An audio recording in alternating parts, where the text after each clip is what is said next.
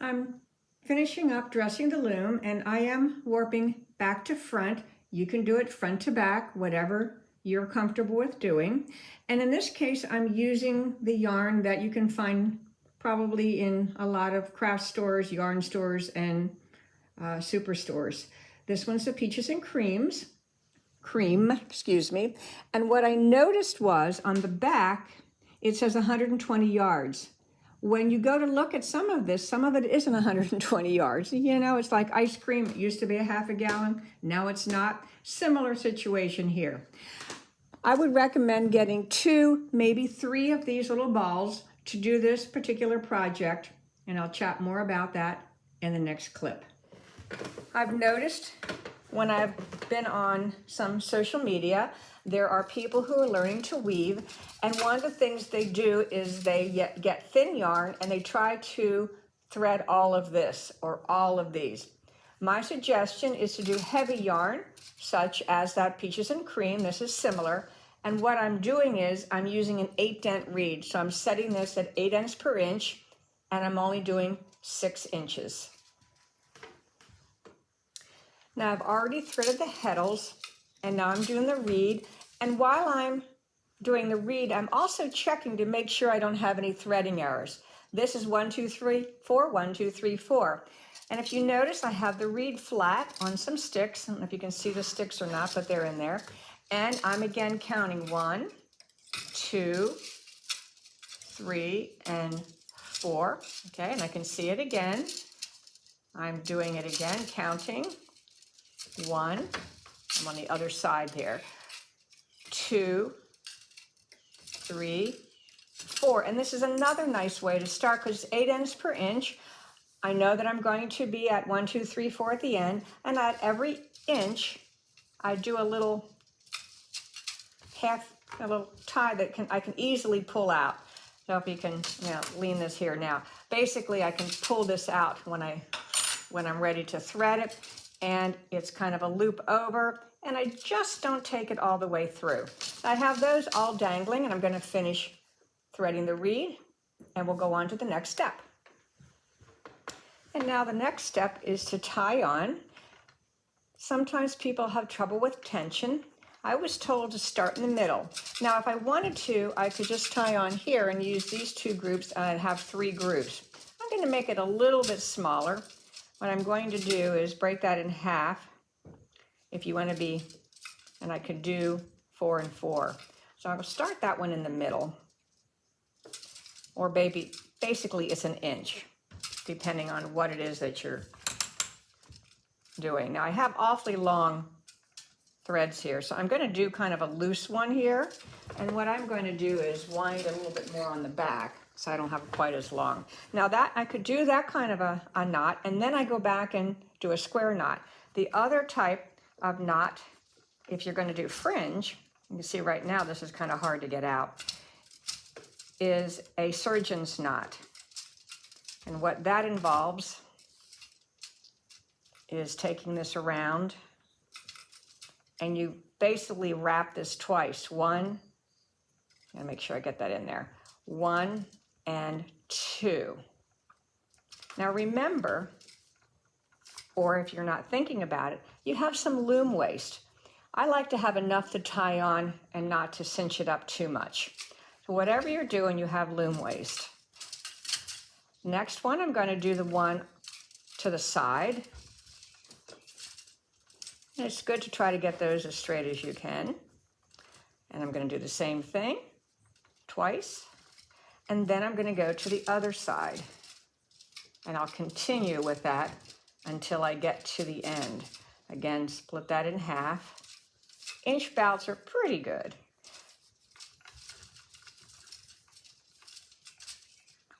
I've seen some people even do smaller ones, but that's a lot of work. And like I said, I'll keep going until I finish tying it on, and I'll go on to the next step. And now the next step is to balance it. The other thing you want to make sure, I just realized that the rod here is a little bit out of center, so I want that center, because when I get down to the beam down here, I want to make sure it doesn't hit on the edge. And now what I'm going to do is I'm going to start in the middle, tighten that one, and go side to side.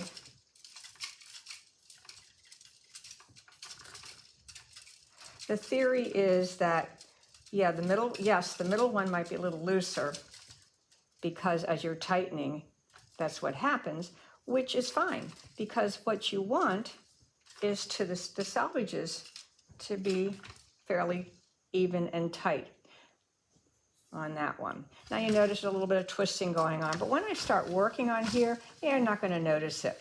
And I'll show you how I start to weave this particular pattern. I could, if I wanted to, trim all of these, and I might do that. Unless you're doing a scarf, you probably want to use all of this, what we call loom waste. You could use this as part of your fringe. In this case, since I'm doing coasters, I'm going to have very short fringe. Sometimes people start weaving and they put a filler in. I'm not going to do that in this case. I'm going to start to weave a little far out, or beat, not quite. And if you notice, I tuck that end one in. You can bring it up if you want to. And then what I'm going to do is stop about here. You can even go a little bit farther. And then I can keep weaving. That's if I don't want to do any hem stitching. But in this case, I do want to do some hem stitching. So what I'm going to do is I'm going to allow about 1, 2, I like to have at least 3 widths. The yarn, I need a little bit extra. And again, I'm going to start right there. And I already have it where I like it. Now I'm going to go back the other way. Sometimes when you start, you do have to pinch the edge just to get started. Maybe the first couple. You do 1, 2, or you can hold it out just a little bit. I don't do it after I get started. And what I'm going to do, I'll do one more. Now I'm going to hem stitch in groups here along the edge for the first coaster. I have another recording that talks a little bit more about hem stitching. For this, since these are coasters, and I know that I have 48 threads here, I'm going to do 4, and then I'm going to come up at 3 here and go in the same, oh, see the fringe getting in the way. There we go. The first one's always the tricky one. You might have to kind of fiddle around with it a little bit. And since this is spread out here, I'm going to have to go across all of those. Then I go diagonal up in between and pull it. It's a good idea to pull it fairly tight. See, it's starting to come back together. And again, like I said, that first one might be a little funky. Do again. Come catty corner or cross stitch there. Tighten that one up. And over here.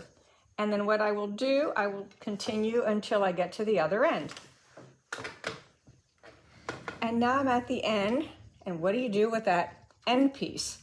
I usually needle weave it in. So what you can do is you can kind of find the, maybe where you can go up and down. So I'm going to take it up and down and follow one of those other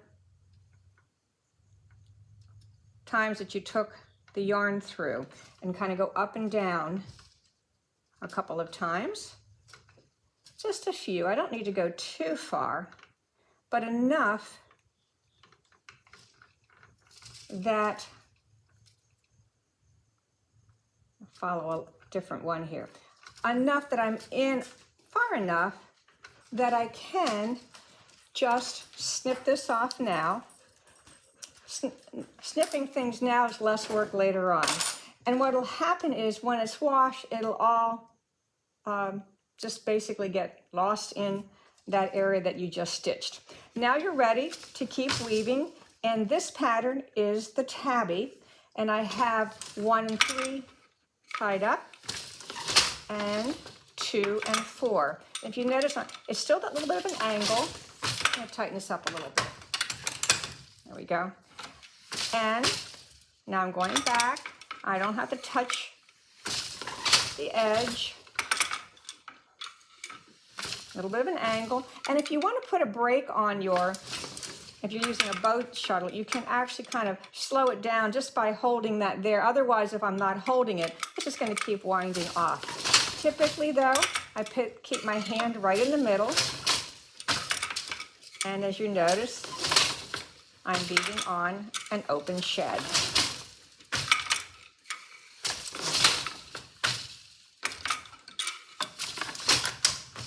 And this is the suggestion for your first coaster.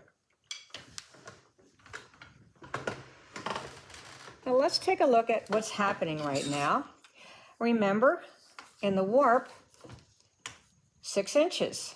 Now I've been weaving for a while, and it's down to a little less than 5 inches. A couple of things people do, sometimes they put temples on here, stretch this out. Sometimes people put floating selvages. This is your first project. Let's just get to weaving. And we know it's going to shrink up to 10 to 20%. Right now, I've woven about 5.5 inches. I'm measuring it right now under tension. Let's see what happens if I take the tension off. Now if I measure it, it's about 5.25. I recommend that you do your measuring when your warp is not under tension. Since it's at 5.25, I want it to be 5.5. So I'm going to tighten this up a little bit. I'm going to do 2 more shots, 1 and 2.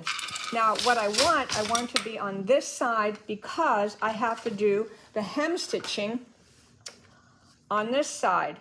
So I'm going to do 1, 2, like I said, 3, a little bit more than 3.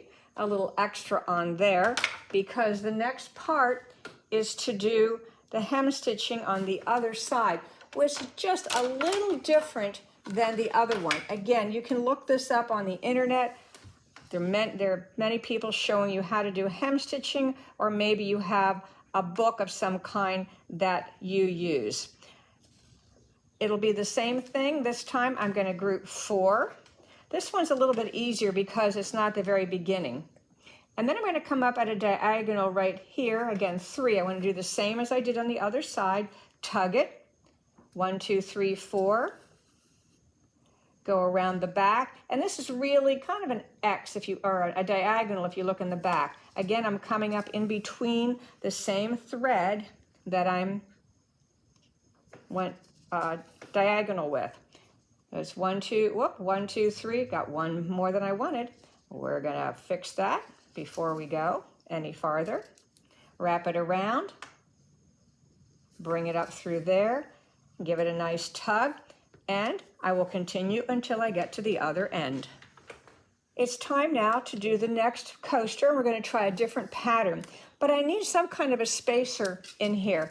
What I have is this is a kind of a heavy paper, doubled. I'm going to insert this in. This is actually 2 inches, and what will happen is I'll have 1 inch of fringe for one coaster and 1 inch of fringe for the other coaster. And what I do is I'm going to start weaving. I'm going to do, this one's going to have a pattern, but I'm going to start with 3 tabby. 1, maybe more than that, but at least 3. 2 and 3.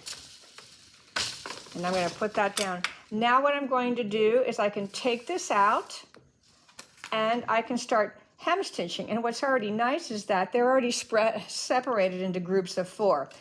The reason I did groups of 4 for this situation was because there are 48 threads. It was evenly divisible. If you ever had an odd number, you can always squeeze like 3 in the middle or 2 or whatever, because when you're finished, it's all right. Next step, hem stitch, and then we'll start with the pattern.